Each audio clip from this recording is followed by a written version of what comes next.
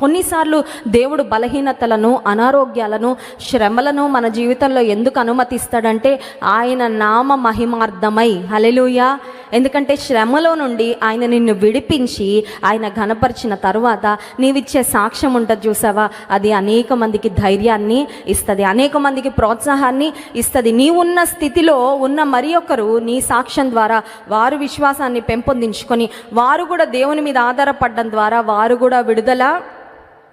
అందుకనే ఒక దైవజనుడు ఏమంటాడంటే, God will never waste your pain. నీ యొక్క వేదనను, నీ నొప్పిని దేవుడు ఎప్పుడు వేస్ట్ చేయడంట. ఎందుకంటే నొప్పి గుండా వెళ్ళడం ఎవరికి ఇష్టం ఉండదు కదండి. Who likes to face and experience pain. Pain అంటే వద్దండి.